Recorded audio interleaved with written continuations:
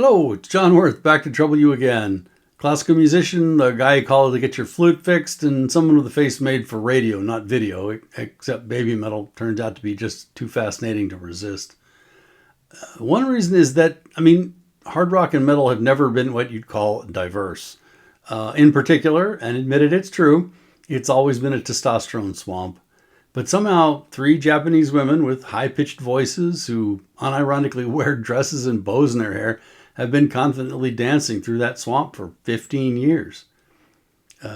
Another thing, my philosophy of music is that the whole point is to communicate emotion through sound. So any band whose songs hit harder emotionally than expected is naturally interesting, and theirs do. If I can get sort of silly and poetic for a second, music is life and love and beauty and says things that words can't. And later I'll walk through Sue painting a sunrise with her voice. And when it all boils down, they aren't just unusual. They're unlike anyone else. First-time reactors often make the mistake of saying early in the song, "Oh, they remind me of such and such a band." And then by the end, they're staring at the screen like a confused dog. Arr? But if you described them to me, even just a year ago, I'd have said I wasn't interested. And I thought I knew the rules for what I liked. But now, poof, rules aren't a thing anymore. I was not informed. It just happened. And my explanation is that they're supernatural, which actually makes sense scientifically if you think about it. Babymetal is they're a musical unicorn, their own genre. They're the impossible band that can't exist but does. So science doesn't apply, therefore they must be magic. Don't blame me. I'm just doing the math here. Basically now when it comes to rules, I think you should just save time and assume none of them apply. It's only a surprise when they aren't surprising.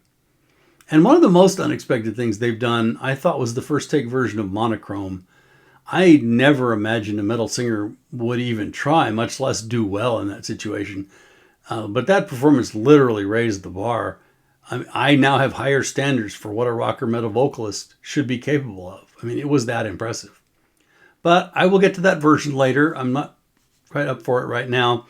And that episode may need several days to record. There are moments of such stunning beauty that I'm sometimes left unable to speak.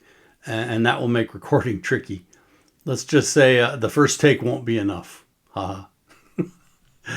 But this time what I want to do instead is I want to look at the full band performance live at the Pia Arena. And fair warning, even with this version, it's pretty much guaranteed I'll tear up at least once and possibly several times. I got to admit, the idea of watching a metal video and being so overwhelmed by the beauty of it that I was moved to tears, I would have, of course, called crazy until I met Babymetal and the rules stopped applying. This is Metal with a Girl's Heart, Episode 6, Sue Sings a Sunrise. In case you're new, the idea is this is not yet a fan John reacting. Okay, here we go. Monochrome live at Pia Arena.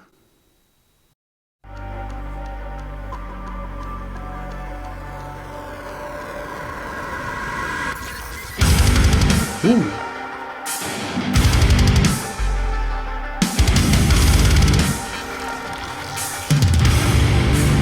That is heavy.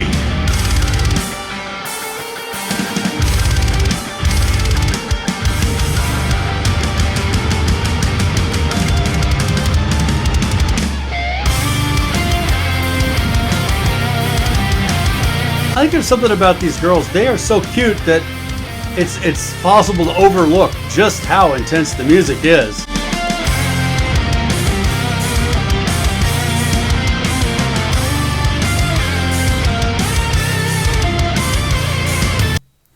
So, love the music, fantastic. Though the costume thing has always seemed weird, and I just always have thought that dancing gets in the way of music. But my real problem with metal is what comes next, right? Usually we get the growling and the shouting about how awful everything is. Or at least I think so. I don't understand what they're saying most of the time. They certainly sound pissed off.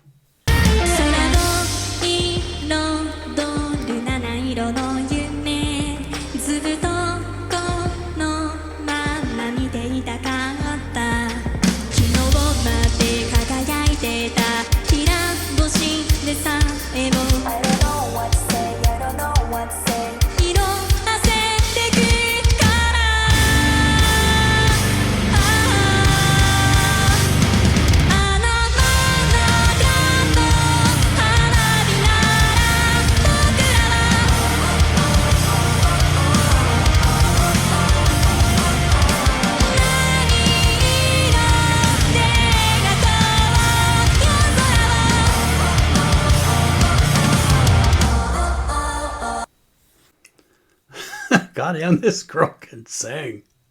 So is this their shtick, right? That it's metal, but with the voice of an angel? I mean, do I have that right? Is that the deal?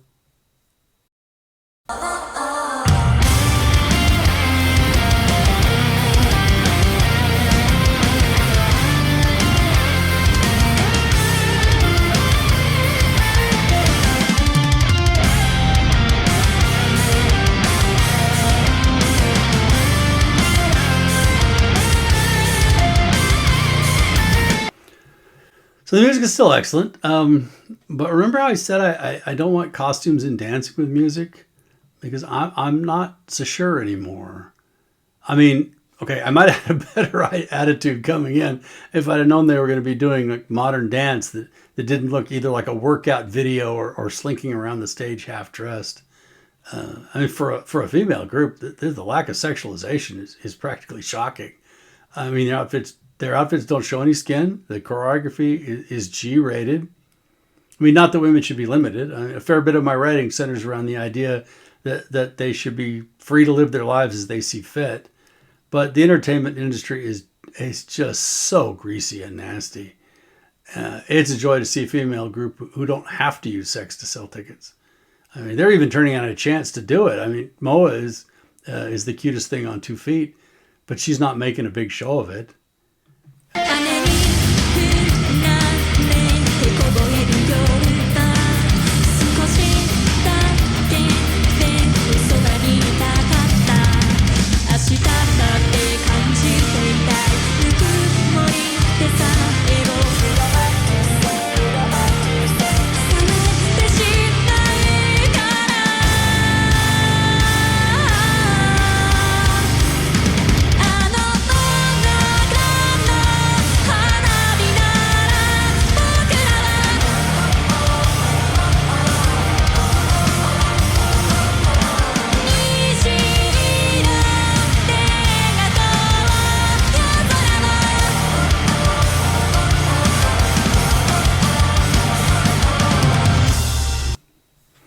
Guys, why the hell do I have tears in my eyes?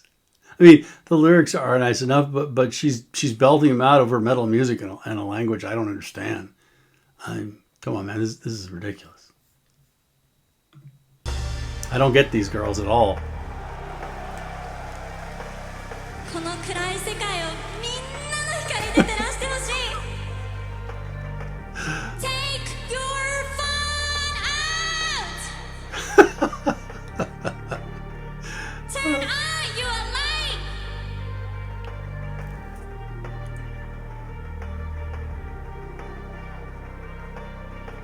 Wow, that's amazing!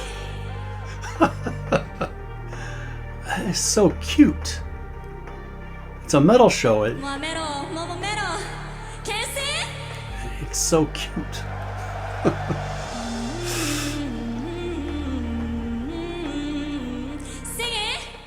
It's also funny that the only note that Sue misses in this song is when she's distracted because Momo doesn't know where to stand.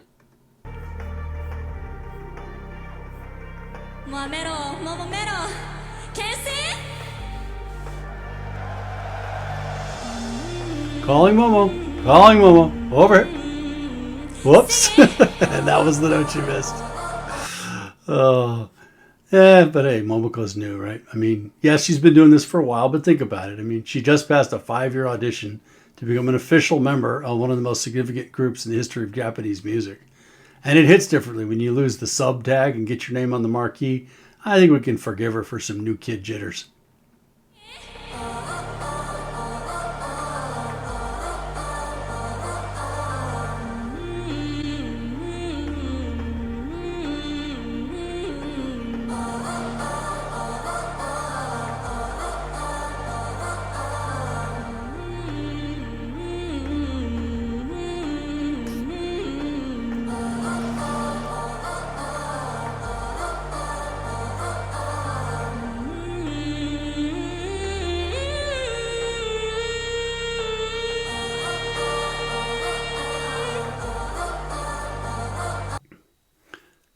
There's something about all these lights and all the love that's flowing from the performers to the crowd and back. I think I see why their fans are so dedicated. I mean, having an audience show up to hear you perform is a gift. How many bands put so much effort into returning the favor?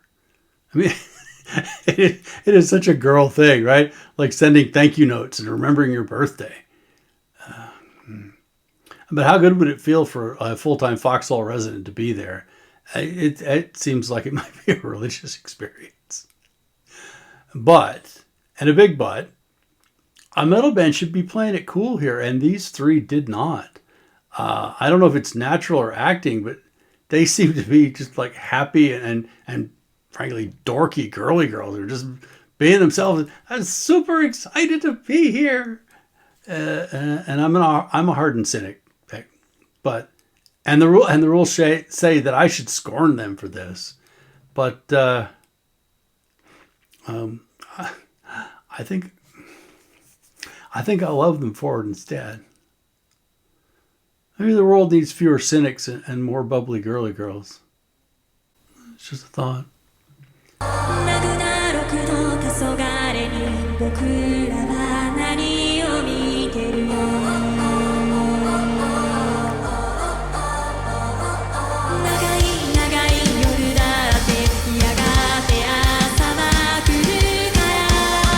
That is so gorgeous.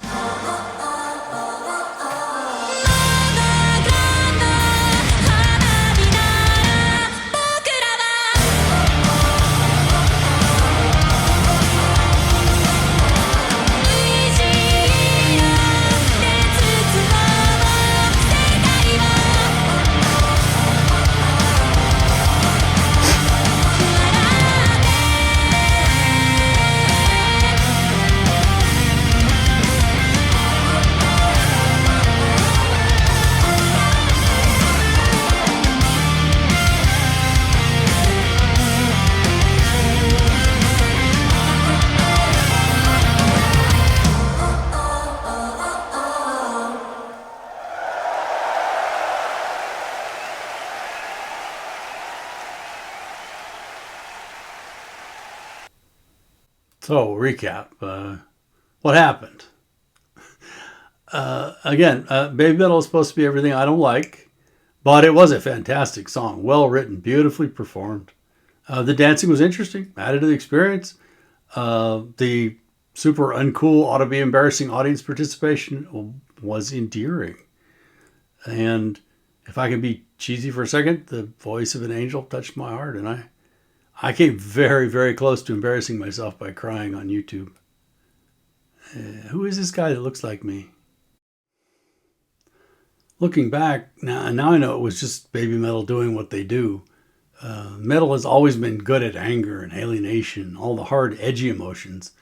But Babymetal brings not only female energy, but actually a strong feminine presence as well. Tenderness, open-heartedness, positivity, all the things that metal is not exactly known for. And also why this series is called Metal with a Girl's Heart. And the point of it is to experience that and enjoy sharing with others and hearing their stories. And by others and their, I mean, of course, whoever's out there listening. And as always, thank you so much for being here. I had this weird idea that the best way to discuss a band that created a new genre of music would be to create a new genre of video. And I appreciate everyone who's come along for the trip. I still don't know any Babymetal fans, personally. So y'all are the only ones I have to talk to. By the way, if you have anything you think I ought to cover or are interested in a second opinion on a topic, drop a line in the comments. I do try to get to them all. And let me know what interests you. I was wondering if I should take a cue from the girls and have some two-way conversations with, if there's anybody who wants that. In any event, early on, I was often confused by their audience interactions. These are grown women, and Suzuka Nakamoto is in the conversation for Best Female Metal Vocalist, and that creates certain expectations. But what I saw were the least metal things ever. Is it more accepted in Japanese culture? I don't know. To my American mind, it was weird. It's so uncool, it was like they were embarrassing themselves. I know people who, if I were trying to recruit, I wouldn't play those parts. Which, of course, is funny because those same people like to say, be yourself and dance like no one's watching. But then when something truly different comes along, it Turns out they don't really mean it. People ridicule what's different. I know. It's human nature. And I know that Babymetal gets plenty of that. But the band, as far as I can tell, don't give a damn. I've seen performers who use girliness ironically or even to make fun of femininity, but that's not this. They don't seem to be self-conscious at all. It's like a world where cynicism doesn't exist. Honestly, I've been so cynical and just angry at the world most of my life. It was a shock these girls got through to me at all. But now I've fallen hopelessly down the foxhole. And that sort of silly, frivolous sweetness is one of the best things about them. But, no one should mistake that for weakness. They've thrived a decade and a half in the music industry meat grinder in a genre that never wanted them. Right? That takes a spine of steel. No matter how cute they are, I suspect they have more grit and determination in their left pinky fingers than the rest of us have in our whole bodies. At the risk of sounding uncool myself, they are beautiful and wonderful. And apparently science has proved they're supernatural. They're certainly an antidote to negative emotions. And this may sound crazy. It almost feels a little weird to say, but is it possible they might end up making me a better person? Maybe more open-hearted, open-minded, a little kinder? I'm not sure. I know music does have that kind of power, but it feels strange to say. Does anybody else feel that way? So in the end, this episode is the latest installment about the way a musician's character can affect their ability to communicate emotion. I've already talked about how Ijime Dame Zetai at Sonosphere and Rondo of Nightmare impressed me with Sue's courage and intensity and how that makes Babymetal's music resonate more. But the touching audience interaction in Monochrome gets at something that's maybe even more important. They seem genuine and genuinely sweet, kind, loving, enthusiastic, the sort of young women a decent world would have more of, and having more of would make the world more decent. Now, I don't know them. There's no way to be sure they are what they seem. There's an old saying that the key to success in show business is learning to fake sincerity. But they would have to be really good actors to pull it off this well for this long. And so, particularly in this angry and uncivilized dumpster fire we're living in, they appear to be just beautiful spirits, and it's magnetic. I want to believe in them. And when they're happy, I can't help but feel happy. In Monochrome, Sue appears to feel sad, and I do too, until the end when her natural positivity bursts through, and then maybe the world isn't so bad after all. Babymetal's believability means they have their audience from the get-go. They don't have to do much more. And when they do, it hits harder than expected. And that's where Sue's vocal style I referred to last time as understated comes in. If anyone took that as an insult, please don't. It was a compliment. A vocalist starting from a position of understatement has the same advantages as a painter starting with a pale canvas. Colors show better against a light background. Though if that doesn't make sense, hang in there. I think I can explain it. Think about an effect like vibrato. All vocalists and almost all instrumentalists use it. It can be used to increase emotional impact, though some, many, singers use it to compensate for pitch inaccuracy. But if, for whatever reason, it's used too often, then it just fades into the background. The audience stops responding to it. And then the only way to get their attention is something over the top. It's the same for harsh vocals. My criticism of Poppy's part in From You to Me was the sameness of it. Rah, rah, rah, rah, rah, rah, rah. Basically all the same pitch and the same dynamic. It was boring. For all you musicians out there, remember, music is about contrast. Don't give everything you've got on every note. It's like a musical version of that line from the Incredibles movie. If every note is super, none of them are. Sue's understated style means that she doesn't need extravagant musical gestures. I mean, she can use them, like here when the music drops out and she shouts.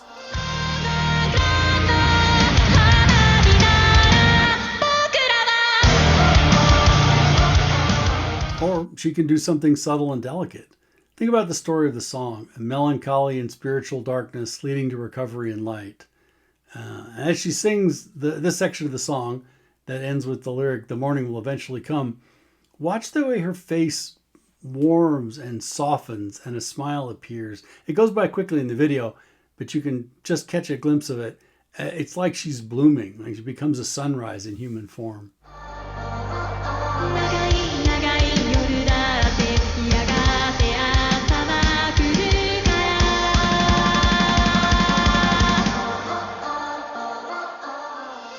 And this time, I'm only going to play the audio and try to do something that's hard in our noisy world, which is really listen. Put on your best headphones and hear the way she warms up her voice the same way she did her facial expressions. She puts little accents every other syllable to create this kind of gentle driving energy to the final note. Dee-da, dee-da, dee-da. Then on the long note, listen to the way her voice just blossoms as she gradually increases the dynamic and at the end opens her tone while adding vibrato and a push. Now, close your eyes. Let the sound of her voice be the only thing in the world. And imagine you can hear the first rays of light on the horizon. 長い長い夜だってやがて朝は来るか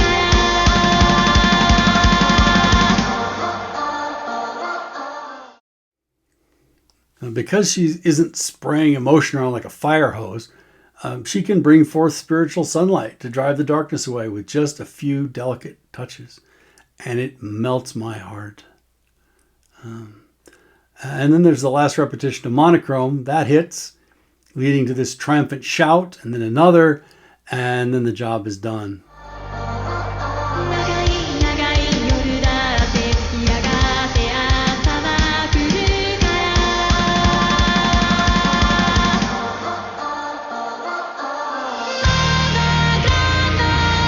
花火なら僕らは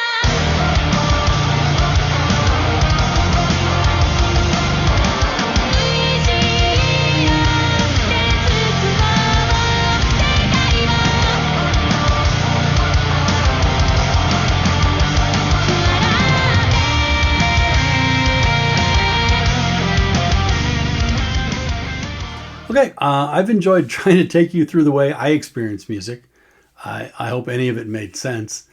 One of the reasons I love this performance is that Sue is doing exactly the kinds of things you learn in classical training.